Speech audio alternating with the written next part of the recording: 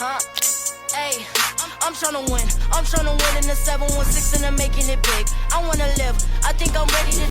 Yo, what's good, man? It's East Pin Child Podcast with your one and only host, Glory Boy, back here with another special guest in the building. Yes, sir. Yo, I just want to appreciate y'all boys. Before we even start this, I just want to say this is something that we all want in Buffalo, like a lot of different creatives, people that got things going on that may be similar, but still connect. I feel like it's going to help our city just grow and just, become like those other major cities like Atlanta, Georgia, Houston, Texas, and Miami, New York. Yes, sir. Most definitely. But yeah, man, before we even start this, y'all go ahead and hit the subscribe button, man. Don't forget to like, comment, and share this video. And I'm going to let you introduce yourself, tell people who you are, what you do, and then we can start this conversation. Yes, sir. First of all, I appreciate you for having me, bro. Yes, sir. Said, people like us should collaborate more. Appreciate the hard work you've been doing within the media industry and your work ethic. It doesn't go unnoticed. Yeah, most definitely. Appreciate it, bro. So, yeah, I'm Dante, one half of No Label, the podcast. My brother Nelson is also here with me off camera.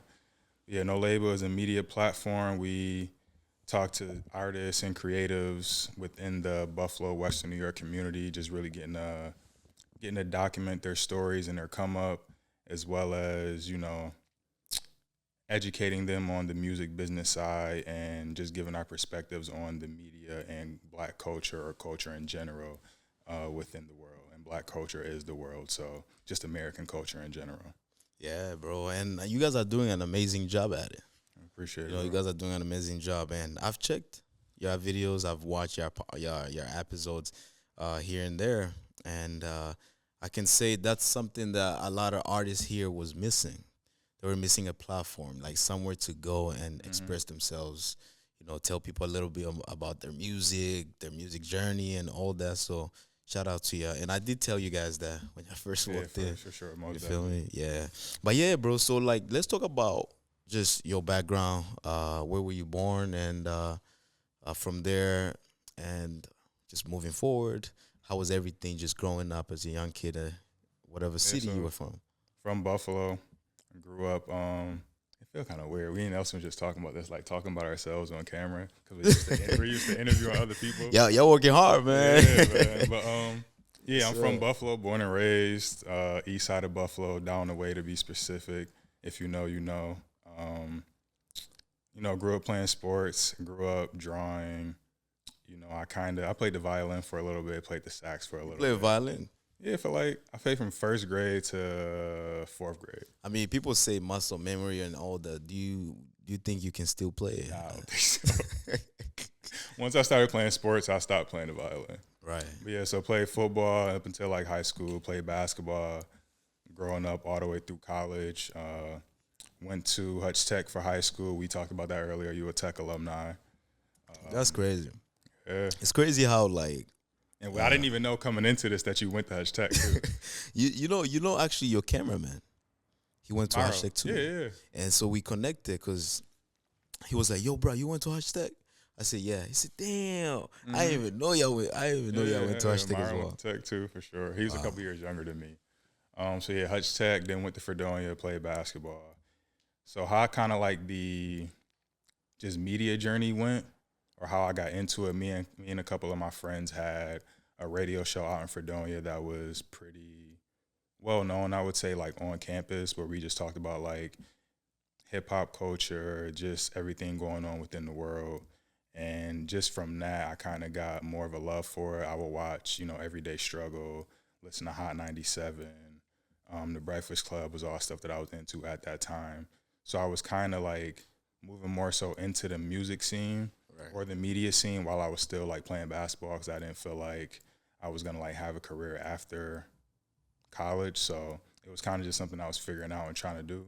And then once I graduated, so Nelson ended up transferring to Fredonia because he's a couple years older than me.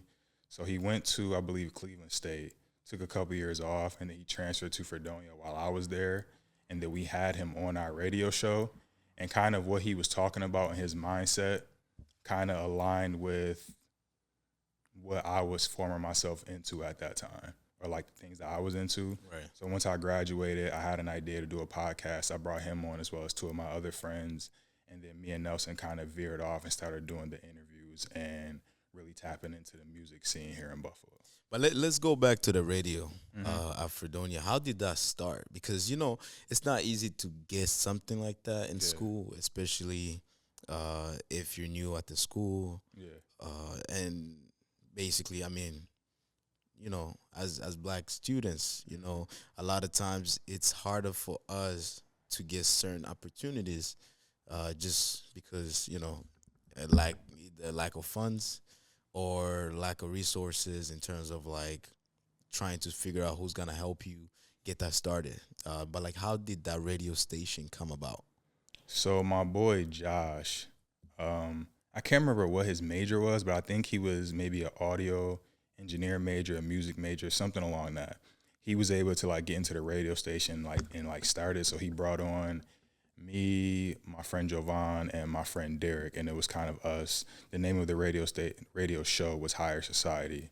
Shout out to Josh. That's actually his Instagram name now, Higher Society. But like, so Higher Society, what was the meaning behind that? Just aiming for and speaking about things in a more intelligent manner and really tapping into, like I said, like black culture, aka American culture, on just like a larger scale. So speaking about things on a different frequency than what everybody else was talking about. So speaking about like throughout like your journey throughout like with the radio station, like do you guys know how many audience members y'all will have listening to the radio? Or no, I didn't know at the time. Josh was kind of the spearhead behind that. I know on SoundCloud we was getting like probably like 100 plays an episode. That's a lot. Yeah, because we started. So originally it was the radio show, and then the year after, I think the semester after, is when we started putting it on SoundCloud, and I tapped into like the podcast game because I was just started listening to Joe Budden podcast. Oh, Joe Budden. Yeah. Oh, Joe Budden, man. That's the pioneer, bro. He's the inspiration behind a lot of this shit. But you know, a lot of people dislike this man. Yeah. I don't know. Maybe because he's very straightforward with his words. Like he doesn't really. I feel like within the world we're in, a lot of people are sensitive, and he gives it like straightforward. He's blunt, and you know, people kind of. And he's not afraid to be judged, or to be canceled. I believe, like you know, and that's the most important thing when it comes to this kind of industry. You know, I know, I don't know if you guys have experienced anything like that, but like when you do have people on your platform, you just have to be straightforward with them, be honest, have a conversation. Yeah. So now let's talk about, you know, just growing up in Buffalo itself, because I want to get back to the childhood life. How was your experience? Because I've had a lot of people here that's actually from Buffalo, and they all give me stories about different experiences. But like, how was your experience growing up in Buffalo, just coming up as a young kid? I don't know. It's kind of hard to really gauge that because it's just so normal. But you see a lot of the movies that you see about just black culture in general. So say, for instance, like Boys in the Hood or A Menace to Society, right? Like that is the hood culture, and that is a lot of the things we see. So if I go outside, like that's what I would see. But within my household, like I had a 2-parent household. So my parents were together for a majority of my life. So, you know, there was love there. So I got a different perspective on things as to where they made sure I was involved in a lot of stuff to where I didn't really gravitate too much towards the gang culture outside of my house or the stuff that my friends was into. Like I was involved as far as, because I was outside, you know, playing basketball, playing football. You go to the store, you do this. Like you're going to see a lot, you're going to be involved in a lot.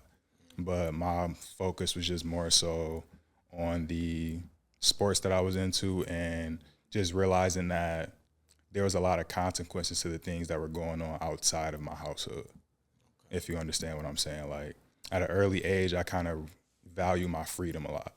And me and my friends that I'm close with now that I've known since like we grew up in our childhood and grew up in the same hood, we're still friends to this day because we're all, for one, not in jail like some of our friends are, not dead like some of our friends are, because we just valued our freedom and valued like actually growing old at a very early age, like 10, 11, 12. And you just mentioned that you're not in jail like some of your friends are. But like, how did you manage to keep yourself, you know, like from that whatever incident happening where you will go to jail, and you still stayed being friends with those friends that's in jail? How did you manage to keep yourself, in a positive way, in a positive direction? It's a good question. I'm good at what you do, man. Yes, sir. So I'm an only child. So You're an only child. yeah, I'm an only child. So I'm very at an early age. I didn't care to fit in with what other people were doing, and I was like secure in what I was doing, whether you liked it or whether you didn't like it, whether you liked me or you didn't like me. So a lot of my friends who were in the different lifestyles, they respected that from me at an early age, even though I wasn't like them. It's like we're still friends, but Dante is who he is, and we respect the fact that he's who he is. So I wasn't like pulled into doing certain things like other people may have done. I wasn't peer pressure into doing certain things. So at an early age, I learned that level of respect for just people in general, to where people are going to accept you for who you are if you truly are who you say you are. That's bro. A lot of kids lack that today. A lot of kids are a bunch of followers. 100%. I talk to my little brother every day. I mean, I hope he watch this. Like, yo, you have to be a leader, not a follower. Cause a lot of times, My mom taught me that early too: be a leader, not a follower. bro. Cause trust me, if let me say you in a car or you somewhere with someone that's doing bad things, you both get caught. You both get in trouble. And now a lot of kids have built a mindset that I can't snitch. I'm not gonna snitch. Yeah. I can't snitch. Now you just mess up your whole future just because you chose to hang around someone that's doing bad things, and then you chose not to protect yourself. And yeah, so I respect that. And I feel like a lot of kids that may tune into this may actually, be inspired by that, like staying focused, just being a leader. Do not care what anybody says, because your journey may be different compared to them. Because at the end of the day, not all you have is yourself, but when you go to bed or when you look in that mirror, you got to look at yourself. It's you and God. That's it. That's it. Like, you may have siblings, you may have a mom, you may have a dad, but at the end of the day, only you internally have to deal with your everyday life and what you're going through. That's it. So Amen. I forgot what the Nipsey quote is. That's a big inspiration for me and Nell. I think it was like, yeah. So I don't know if y'all heard him, but. And yep. So it's a quote. It's like, would I rather be at peace with myself or at war with the world? At war with myself and at peace with the world. And that's kind of what it is. Explain it in a little bit more detail, because I get what he meant. Yeah. But like, So it's pretty much like, would you rather be accepting of yourself and okay with who you are, or be constantly trying to fit in with the constraints, or constantly trying to fit in with what everybody else is doing in the world, but then at the end of the day, when you go home, you're not happy with who you are or what you're doing or what you're becoming? you know what's crazy? A lot of the people that I knew in high school, I don't really know them no more like that. That's basically In what sense? just Like, you don't know who they are as a person? No. I know them if I say, hey, what's up? Yeah. But like when we was in high school, we were so close, But we outgrow people at some point, and people gotta accept it. That's why I was telling my little brother, I'm like, yo, just make sure you just build the leadership skills right now as you're becoming, a young adult. You starting to meet all these other kids. But trust me, when you go to college, you won't even think about your high school friends. You're going to meet other people. So make sure you do the right things, because that's going to open up more doors for you. And be different. Be different, because people like that. People like when you're different. Like, they respect that. Yeah, there's only one you of you. Like, you're one of one. One you. So you can't be nobody else. But yeah, bro, let's now just go back to No Label, because the most important thing here, the reason why we're sitting here is just to kind of like get to, get in tune with your journey, how everything started with No Label podcast. So take us from the beginning. Like, how did you guys even come up with the name, and and started building that team, and where you guys are right now? So I say we started like end of 2019. So our actual first episode of No Label, the podcast, was when Griselda dropped their What Would Machine Gun Do album. That was like our first episode. And it was originally just me, Nell, and two of my friends, Dion and Vaughn. Like, we literally were recording in my living room. And then I say like 20, 25 episodes went by. And me and Nelson, like, prior to even starting that, we knew that we wanted to tap into interviewing artists and interviewing different creatives. So it was going to be like kind of a network, but the original idea kind of dissolved. So me and Nelson, I believe our first guest was King Trav. And then we just started interviewing artists. Then there was Gaines, then there was Myro, and we were tapping into like the music scene of Buffalo. So Nelson, his brother Orgino is a little bit older. He's also an artist.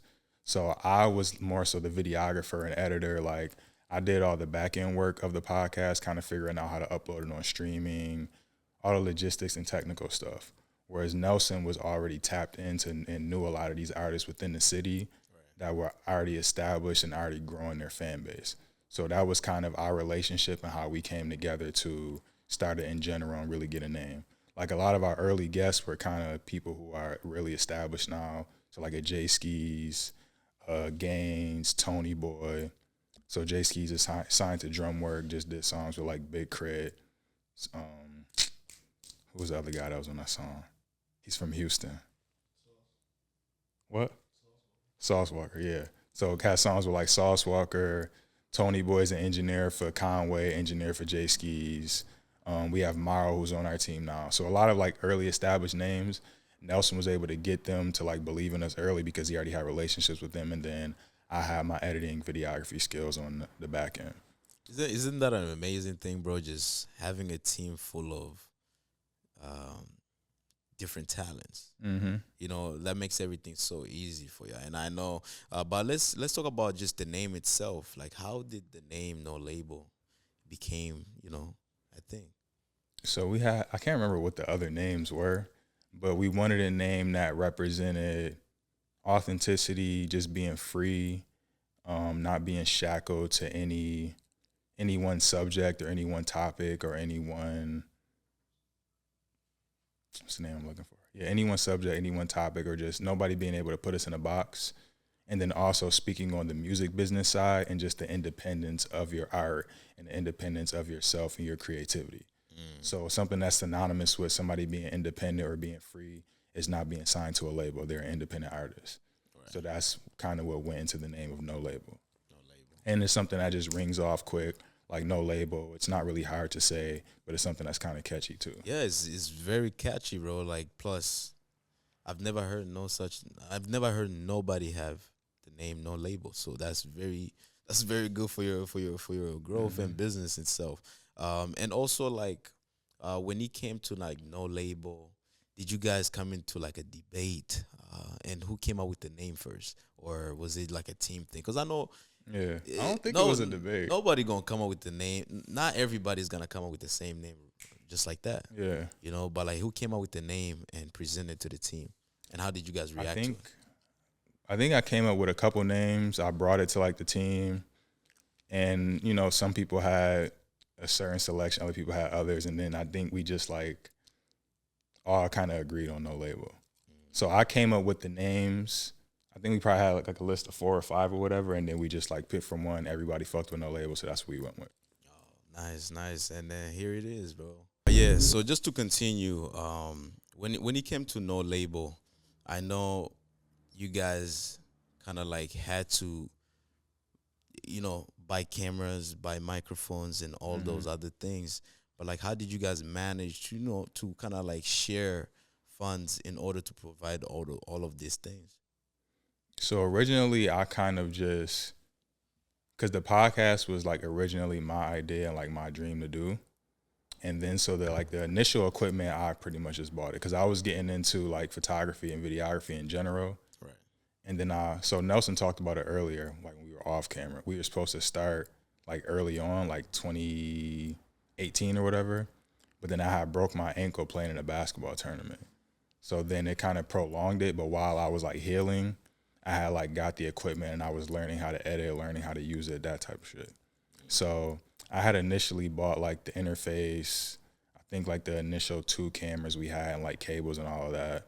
And then so as time went on, as we got the studio and as we upgraded the equipment, me and Nelson kind of went in on buying things.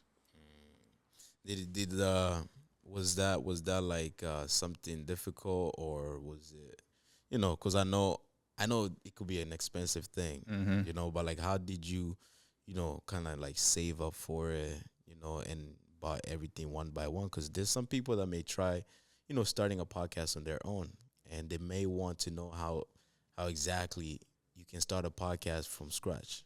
Yeah, so if I want to be honest, bro, you gotta know what you want, and you just gotta be disciplined in getting those things.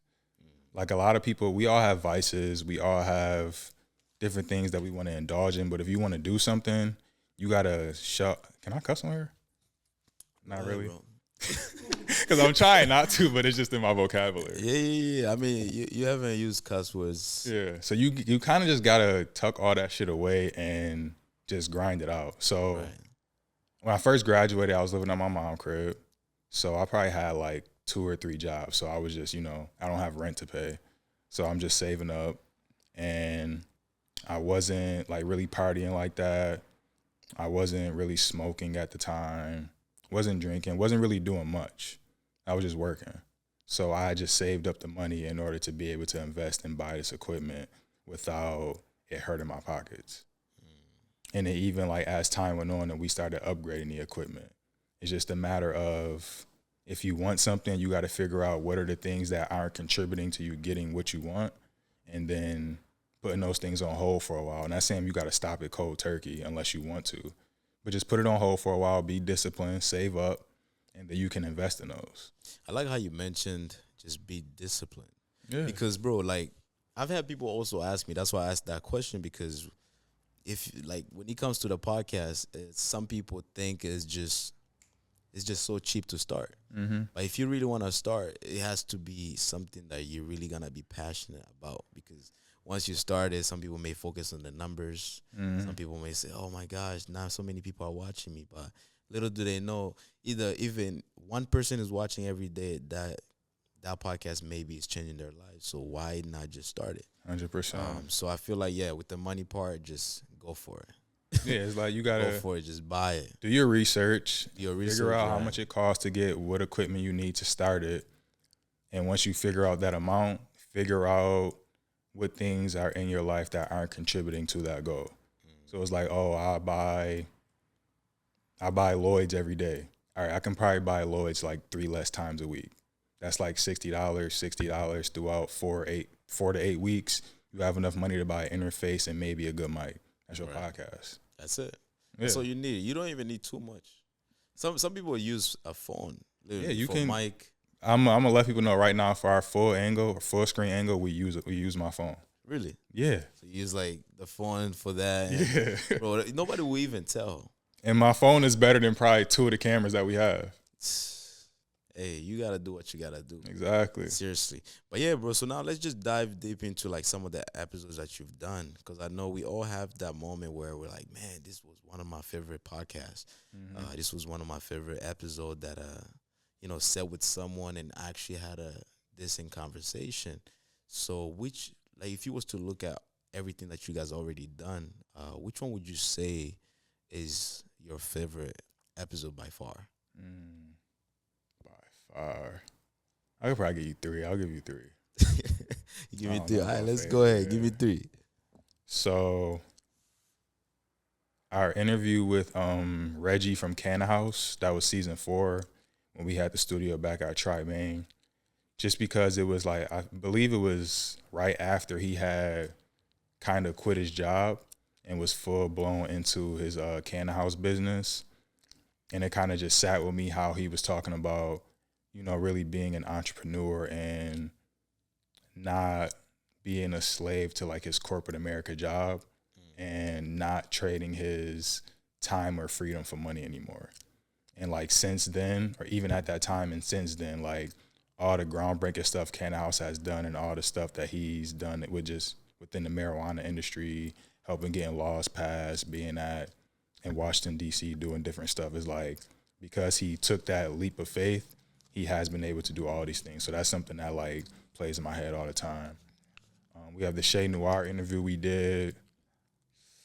I'm gonna say like season 2 or 3. Okay. And then that same conversation, she used the clip from our podcast on her like next album, which was the album that ended up like charting on Billboard and a bunch of other stuff. How did I make you guys feel? I mean, it was cool. It's cool. Yeah, I didn't even know about it at first. I think Nelson or like Kimon hit the group chat and like sent the clip up. I was like, oh wow, That's amazing. yeah, that's bro. definitely one. And then I'm gonna go with those two. Just those two. Yeah. That's amazing. I mean, that's what I said, bro. Like, and also like as you interview with people, how does that make you guys feel? You know, when you hear all these different types of experiences, stories, and also musical backgrounds, because I know you've interviewed like a lot of artists. Like, how does that make you guys feel? Just being interviewed. I mean, it's cool to just hear about everybody's stories and how they came up, whether it's relatable to us or not, because that is like the reason why we do it, to like build a platform for people to be able to express themselves and be able to tell their story that can inspire other people that are watching the podcast. Right. Like you said before, whether it's one viewer, whether it's 50, whether it's 100, like somebody's getting inspired from that, and somebody's going to use that to help them propel through the rest of their life. Yeah, that's true, bro. That's true, and that's another thing that kind of like, cause I mentioned that because a lot of people really lose faith when they focus so much on the numbers. You know, It's no matter what you're doing it for. yeah, Are it's you doing it to be seen, or are you doing it to make an impact? to make an impact. Of course, I mean, Lone Label, you guys are making a huge impact in terms of like, there's a lot of artists in Buffalo, I believe, that people never even knew they existed until you guys put them on your podcast, and that really changed their lives. You know, because putting someone on your podcast can really, you know, make them feel good of themselves. Because Yeah. a lot of people always want that space to express themselves, Yeah. you know, to open up, tell their stories. They can put that battery in their back to Exactly. like propel them forward to like grind harder. Exactly. Most definitely, bro. So I'm gonna ask you. I know this is your podcast. Go but ahead. Who's one of your favorite guests that you've had? Damn. Or 3? Yeah, you can give 3. Okay. I mean, can I? Okay. I'm gonna say it like this. So, so from the start, when I switched my format, because before I used to just have people on my podcast, and I was just following a trend. You know, like where, you know, you watch all those other podcasts where people are being toxic, speaking about toxic this, that. And when I first started, I was like, man, that's trendy, man. Like, I feel like that's gonna make my podcast go crazy, you know? And then just moving forward, I just started feeling bad inside. I'm like, man, like, I present myself to people this way outside of the podcast.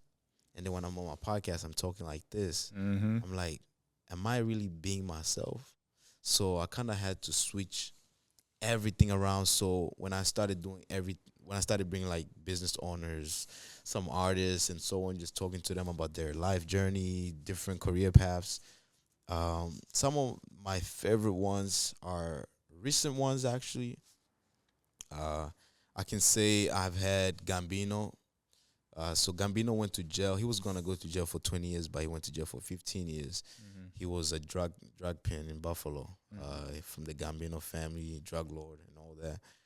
And, bro, we talked about everything. He was very straightforward with me. He said, just ask me anything, but we can't talk about the case too much because he was still I believe, probation is about to end soon, but that I'm going to have him back. He's writing his book. And I had another one I can say is this lady, RJ Jackson. She flew all the way from California to be on my podcast. So I can say, man, thank you to her. And that was one of my favorite as well. Did you reach out? How did she find out about the podcast? We actually met at Juneteenth. Okay. And then she told me like, oh, man, I'm going back home. I'm like, where home? You're in Buffalo. She said, I'm going back home to California. And I'm saying, oh, my God, when am I going to have you on my podcast? And she said, you know what? Just give me a date. I'm going to fly back. That's tough. I gave her a tough. date, bro. She flew back here, and we shot it. We shot it. It was an amazing episode. I can say another one that I really enjoyed was having Tommy Champion. Tommy Champion is one of, I already told you guys, Yeah. you know, Hashtag Big- alumni. beat district, you know, chief of the police. So we kind of spoke about the law. I asked him some questions in terms of like, you know, how police brutality and all that, like how do you feel, like how do you guys help police, you know, prepare themselves in terms of like mentally, you know, when they go out there, because when they go out there, they're not just serving themselves, they're serving the public. So they have to, you know, act upon the public, you know, Yeah. respect the people and all that. So it was an amazing episode. There's more, bro. I can say all of them were amazing, but those Yeah. three was some of my, you know, main ones. So when you come on our podcast, we're gonna see if you see the same three. Say the same three too. Yeah, most definitely, bro. Most definitely. Yeah, but let's jump into. I know you guys are going into new season. Mm-hmm.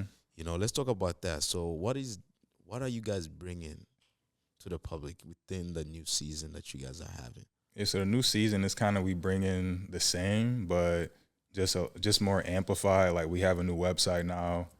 We've been doing the Red Room recording performances, so that's something that we're gonna be talking about. We're gonna be doing more, not solo episodes, but showing our personality more, because a lot of people do care about like what me and Nelson and our like Maro, when he's on camera, they care about like what we have to say and our perspective on things. So incorporating that more into the season and not 100% just making it about the guests. Definitely doing some events as well during the season. So that's something we'll be discussing, and merch drops. Like we just had 2 shirts that we dropped. We're going to be doing some hoodies and scullies and beanies, that type of stuff. So yeah, just amplifying it more. We have more members to the team. So before it was just about 4 of us. Now we added 3 new members to the team that are going to be doing some back end work. So yeah, pretty much the same. We got the same studio, have a new aesthetic to the studio because we have a mural painted now, done by Freds the artist. So just going to look a lot better, be more amplified. You know, the same content, Right. same message, same purpose, just amplified and on another level. So 2025 is looking amazing for you guys. Yeah, 2025, Yeah, you guys are coming 2026, hard. 2027. Amazing, bro. The future is bright. But like also, I know you guys have added new members. So let's talk about just teamwork. How do you guys, you know, manage to have, you know, a positive, you know, team, and just a team that's willing to work hard together, you know, to Yeah. achieve the goals that's coming for you guys? Yeah, so I would say you gotta just have a like clear message and clear vision on what you want to do, because you can't get other people to buy into your vision or what you want to do if you don't have a clear perspective or a clear direction on it. Right. You feel what I'm saying? So we probably had about 4 people, me, Nelson, Kimon at the time, and Maro, for about, I say, 2 seasons. And it was just pretty much just us 4 doing most of the work.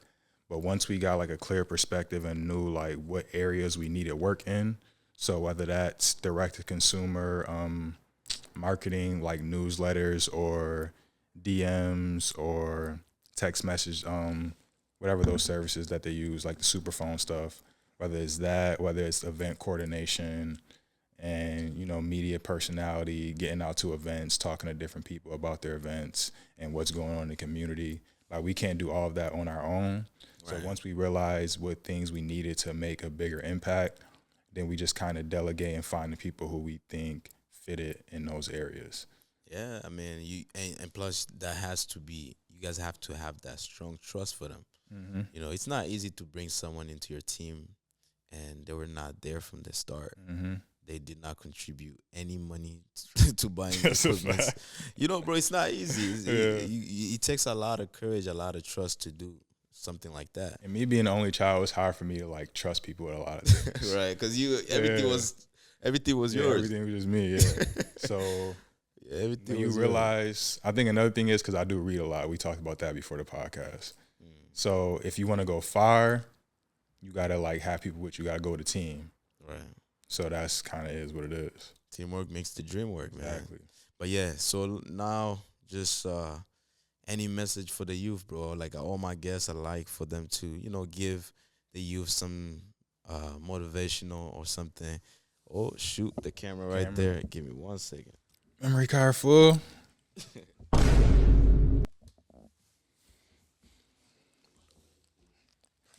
Now, what's your message for the youth? Don't do whippets.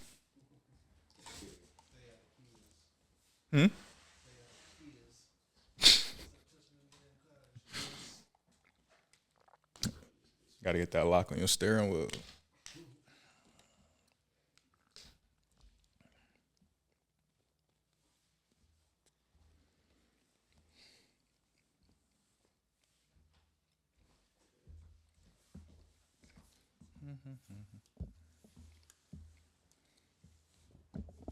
Yeah, so let's finish up.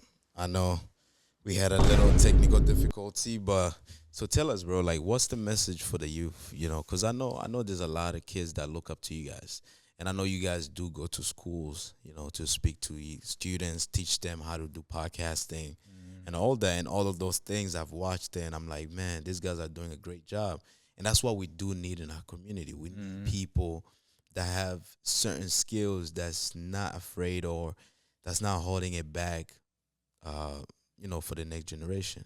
Because, the next generation are going to take over, following up the next one. And that's what we need. We need people to have a lot of different skills in terms of, like, whatever they like to pursue in their future. So, like, what message do you have for the young kids that look up to you guys? It's a bit cliche, and we kind of talked about it earlier. I would say definitely be yourself, or take more time. Yeah, I'm going to say that. Take more time to find out what it is you like and who you truly are. So even if you're like within sports, you're in hella like extracurricular activities, whether it's football, basketball, dance team, debate team, all of that. You got to really take time to yourself and figure out what it is you want to do in this life and figure out what your purpose is. So that's whether it's like praying or tapping in with God, whether it's reading, whatever it is, how you meditate and process your thoughts, do a lot of that in order to determine what it is that whatever it is, like your mission is going to be throughout your life. Yeah, and it can change at times, but try and figure out what it is in order to have something that you're working towards on a daily basis. And then if it changes, it changes. If it doesn't, then you'll just be that much further ahead than the people your age. Most definitely, bro. Most definitely. I like how you kind of mentioned it changes sometimes because it's just life. You grow up in middle school saying, I want to be an engineer. You go to high school, you're like, no, I want to be a biochemist. Because you experience different things in life that change your perspective. Yep, and don't just give up on your dreams. And I like how you told the kids, just staying focused and see what helps you, either reading in the Bible, and because a lot of times coming from a Christian family, that's one thing that we try to keep close to us. But yeah, appreciate you, bro. Appreciate you. Thank you so much for pulling up. I know you guys had a busy day today. Appreciate you as well, man. And like we said in the beginning, we appreciate the work you've been doing too. And part of like us wanting to come here is to collaborate with other people that are doing the same thing we're doing. Like Buffalo is too small for the podcast and media industry to be competing with each other. Like we got to work together more in order to make put Buffalo on the map more. Like the more we work together, the more that we do our part in putting the light on the artists and the creatives and everything else that Buffalo has to offer, the bigger it'll be. So there's no point of being a big fish in a little pond.